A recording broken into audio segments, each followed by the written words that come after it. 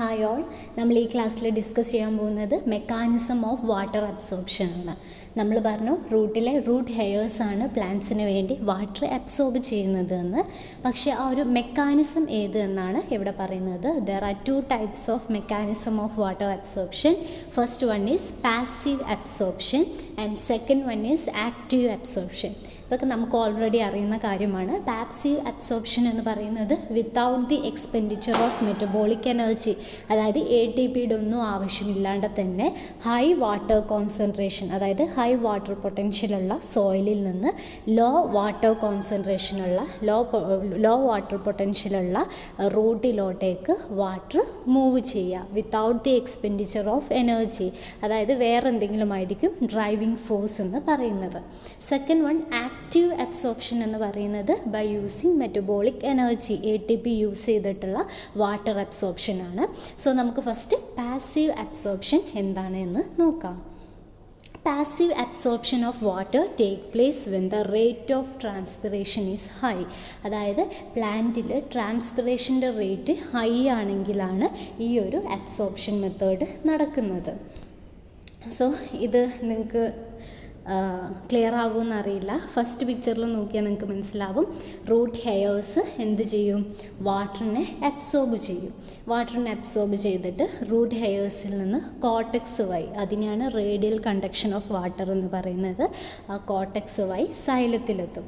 Xylem ഒരു tube പോലെയാണ് arrange ചെയ്തിരിക്കുന്നത്. So xylem upward conduction of water takes place. അങ്ങനെ സൈലം വെസൽസിൽ കൂടി എവിടെ എത്തും? ലീവ്സിലെത്തും. ഇനി ഈ പാസീവ് അബ്സോർപ്ഷൻ നടക്കുക ഹൈ ട്രാൻസ്പിറേഷൻ നടക്കുന്ന ടൈമിലാണ്. നമുക്കറിയാം ലീവ്സിൽ എന്ത് സംഭവിക്കുന്നുണ്ട്? ട്രാൻസ്പിറേഷൻ എന്ന് വെച്ചാൽ എന്താണ്?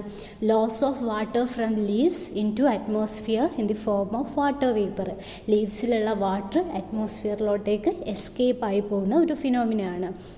അതായത് ഇങ്ങനെ ഹൈ ട്രാൻസ്പിറേഷൻ നടക്കുകയാണെങ്കിൽ ഒരുപാട് വാട്ടർ ഈ ഒരു ലീഫിൽ നിന്ന് പുറത്തോട്ടേക്ക് പോകുന്നുണ്ട്. അപ്പോൾ അവിടെ ഒരു വാട്ടർ ഡെഫിസിറ്റ് വരും. ഓക്കെ, അങ്ങനെ ഒരു വാട്ടർ ഡെഫിസിറ്റ് വരുമ്പം it creates A suction force. അവിടെ ഒരു വാട്ടർ സ്കാസിറ്റി അല്ലെങ്കിൽ വാട്ടർ ഡെഫിസിറ്റ് ഹൈ ട്രാൻസ്പിറേഷൻ കാരണം വരുമ്പോൾ അവിടെ ഒരു സക്ഷൻ ഫോഴ്സ് ക്രിയേറ്റ് ആവും. ഈ സക്ഷൻ ഫോഴ്സ് സൈലം വെസൽസ് അല്ലെങ്കിൽ സൈലം വഴി റൂട്ടിലോട്ടേക്ക് എഫക്റ്റ് ചെയ്യും. അങ്ങനെ റൂട്ടിലും ഈ ഒരു ട്രാൻസ്പിറേഷൻ പുൾ വഴിയുള്ള ആ ഒരു സക്ഷൻ ഫോഴ്സ് കാരണം റൂട്ട് വാട്ടറിനെ സോയിലിൽ നിന്ന് പാസീവായിട്ട് അബ്സോർബ് ചെയ്യും without using any other metabolic energy. Okay അല്ലേ? നമ്മൾ സ്ട്രോയിൽ വലിക്കുന്നത് പോലെ, അതായത് ഒരു ഗ്ലാസ് വെള്ളത്തിൽ നമ്മൾ സ്ട്രോ യൂസ് ചെയ്തിട്ട് വലിക്കുമ്പോൾ, സ്ട്രോ എന്ന് പറയുന്നത് സൈലം വെസലാണെന്ന് വിചാരിക്കുക, നമ്മളൊരു ഫോഴ്സ് കൊടുക്കുകയാണ് സ്ട്രോയിലോട്ടേക്ക്. ആ ഒരു ഫോഴ്സ് കാരണമാണ് സ്ട്രോയിൽ നിന്ന് പുറത്തു നിന്നുള്ള വെള്ളം സ്ട്രോയിലൂടെ മൂവ് ചെയ്യുന്നത്. അതുപോലെ ട്രാൻസ്പിറേഷൻ കാരണം അവിടെ ഒരു ഫോഴ്സ് അല്ലെങ്കിൽ ഒരു പ്രഷർ ക്രിയേറ്റ് ചെയ്യുന്നു. അത് കാരണം റൂട്ട്സ് ഈ ഒരു വാട്ടറിനെ അബ്സോർബ് ചെയ്യുന്നു. ഓക്കെ അല്ലേ? So the rapid loss of water during high transpiration causes a saturation deficit in mesophyll cells of leaves. This creates a suction force which is transmitted in rapid relays to the root hairs through xylem vessel. Xylem vessel വഴി അത് root ഹെയേഴ്സിലോട്ടേക്ക് effect ആവും. The suction force in the xylem vessel causes the absorption of water by the root system. Okay.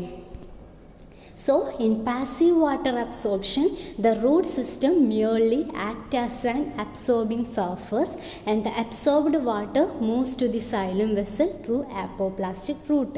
അവിടെ root എന്ന് പറയുന്നത് absorbing surface ആണ്. അവർ water absorb ചെയ്യുക മാത്രമേ ചെയ്യുന്നുള്ളൂ. ആ വാട്ടർ ഏത് വഴി? സൈലം വെസൽസ് വഴി എഗെയിൻ ബാക്കിയുള്ള പാർട്സിലോട്ടേക്ക് എത്തും. ഇത് ആപ്പോപ്ലാസ്റ്റ് ആണ്, അതായത് സെൽ വാൾ കൂടിയാണ് പോകുന്നത്. സെല്ല് ക്രോസ് ചെയ്തിട്ടല്ല, ഓരോ സെല്ലിൻ്റെയും സെൽ വാളിൽ കൂടിയാണ് ഈ ഒരു മൂവ്മെൻറ്റ് നടക്കുന്നത്.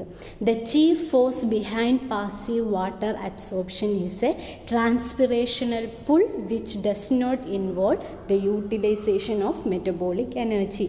ഓർക്കുക, പാസീവ് അബ്സോർപ്ഷനിൽ ATP യൂസ് ചെയ്യുന്നില്ല. ദെൻ ഈ പാസീവ് അബ്സോർപ്ഷൻ തന്നെ 3 ടൈപ്സ് ഉണ്ട്. ഏതൊക്കെയാണ്? First one imbibition, second one diffusion and third one osmosis. ഇനി ഈ 3നെ കുറിച്ച് നമുക്ക് ജസ്റ്റ് ഡീറ്റെയിൽ ആയിട്ട് നോക്കാം. First one ഇംബൈബിഷൻ. ഇംബൈബിഷൻ എന്ന് പറയുന്നത് it is the absorption or adsorption of water by the solid and hydrophilic constituent of the cell wall by surface attraction without forming a solution. Okay, അതായത് cell വാളിൻ്റെ മേലെയായിട്ട് നമുക്കറിയാം hydrophilic ആയിട്ടുള്ള materials ആണ് ഉണ്ടാവുക. അതായത് ഈ പെക്റ്റിന് ഇതുപോലെയുള്ള വാട്ടർ അട്രാക്റ്റ് ചെയ്യുന്ന മെറ്റീരിയൽസ്. ഇവർ വാട്ടറിനെ അബ്സോർബ് ചെയ്യും അല്ലെങ്കിൽ അഡ്സോർബ് ചെയ്യും ഈ hydrophilic constituent of cell wall by surface attraction without forming a solution. Okay, അതായത് ഈ സെൽ വാളിലുള്ള മെറ്റീരിയൽസ് ജസ്റ്റ് വാട്ടറിനെ അട്രാക്റ്റ് ചെയ്യും, അബ്സോർബ് ചെയ്യും, പക്ഷെ അവരൊരു സൊല്യൂഷൻ ഫോം ചെയ്യുന്നില്ല. ഇങ്ങനെ ആലോചിച്ചാൽ മതി, നമ്മൾ ചോക്കിനെ വെള്ളത്തിലിട്ടാൽ അല്ലെങ്കിൽ ഒരു ചാർക്കോൾ കരിക്കട്ടെടുത്ത് വെള്ളത്തിലിട്ടാൽ ഈ ചോക്കും വെള്ളവും കൂടി ഒരിക്കലും സൊല്യൂഷനൊന്നും ഫോം ചെയ്യില്ല. പകരം എന്താ ഉണ്ടാവുക? ആ ചോക്ക് പീസിൻ്റെ സർഫസിലുള്ള കുറച്ച് മോളിക്യൂൾസ് വാട്ടർ അബ്സോർബ് ചെയ്യും. അതായത് ആ ഒരു സർഫസിലുള്ള മോളിക്യൂൾ സർഫസ് മാത്രം നനഞ്ഞിരിക്കും. ഓക്കെ, ഇതിനെയാണ് ഇംബൈബിഷൻ എന്ന് പറയുന്നത്. ഇപ്പം ചാർക്കോൾ ആണെങ്കിലും വെള്ളത്തിലിട്ടാൽ അവർ സൊല്യൂഷൻ ഫോം ചെയ്യില്ല, പകരം ചാർക്കോളിൻ്റെ സർഫസിലുള്ള മോളിക്യൂള് വാട്ടറിനെ അബ്സോർബ് ചെയ്യും. Okay, without forming a solution. ഇതാണ് imbibition. It is the absorption or adsorption of water by the solid and hydrophilic constituent of the cell wall by surface attraction without forming a solution. ഇനി ആ water the water thus absorbed is called imbibate and the substance which imbibes water is called imbibant. Imbibant എന്ന് പറയുന്നത് എന്താ? ആ cell വാളിലുള്ള hydrophilic substance. Okay, ഇനി ചോക്കിൻ്റെ കേസിൽ ചോക്കാണ് ഇംബൈബൻ്റ്. ചോക്കാണ് വാട്ടറിനെ imbibe ചെയ്തത്. സോ അതിനെയാണ് ഇംബൈബൻ്റ് എന്ന് പറയുന്നത്. Cellulose, starch and pectic compounds of the cell wall act as imbibant. Okay, അവരാണ് വാട്ടറിനെ അബ്സോർബ് ചെയ്തത് without the involvement of plasma membrane. അവിടെ പ്ലാസ്മ മെംബ്രെയിൻ ക്രോസ് ഒന്നും ചെയ്ത് സെല്ലിൻ്റെ ഉള്ളിലോട്ടേക്ക് വാട്ടർ വരുന്നൊന്നുമില്ല. സെൽ വാളിലുള്ള ഹൈഡ്രോഫിലിക് സബ്സ്റ്റൻസ് ജസ്റ്റ് വാട്ടറിനെ അബ്സോർബ് ചെയ്യും. Okay, then it differs from true diffusion in two aspects. അതായത് 2 ആസ്പെക്റ്റിലാണ് ഇവർ ഡിഫ്യൂഷനുമായിട്ടുള്ള ഡിഫറൻസ് വരുന്നത്. ഒന്ന്, it requires an imbibant or absorbent. എന്തെങ്കിലും ഒരു സർഫസ് അട്രാക്റ്റ് ചെയ്യാൻ പറ്റിയ ഹൈഡ്രോഫിലിക് ആയിട്ടുള്ള സബ്സ്റ്റൻസ് ആവശ്യമാണ്. നമ്മൾ പറഞ്ഞു pectin, starch, cellulose present in cell വാൾന്ന്. Then membranes are not involved in. Imbibition requires 2 essential conditions, namely, first one, there should be a diffusion pressure gradient or water potential gradient between water and imbibant. അതായത് ആ ഒരു ഇപ്പം ചോക്കാണെങ്കിൽ അല്ലെങ്കിൽ ആ ഒരു cell വാളിലുള്ള മെറ്റീരിയലും വാട്ടറും തമ്മിൽ ഒരു വാട്ടർ പൊട്ടൻഷ്യൽ ഗ്രേഡിയൻ്റ് ഉണ്ടാവണം. അതായത് സെൽ വാളിലുള്ള മെറ്റീരിയൽസിൽ ലോ വാട്ടർ പൊട്ടൻഷ്യൽ ആവണം. എന്നാൽ മാത്രമേ അവർ വാട്ടറിനെ അട്രാക്റ്റ് ചെയ്യൂ.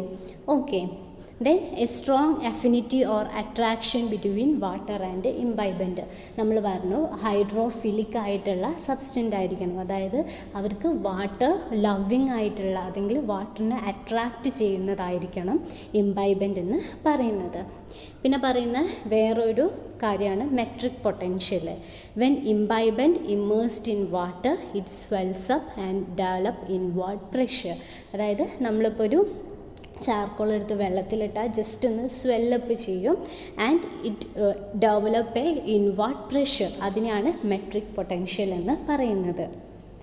ഇനി സിഗ്നിഫിക്കൻസ് ഓഫ് ഇംബൈബിഷൻ ആണ് പറയുന്നത്. Imbibition serve as the first step in the passive absorption of soil water by root system.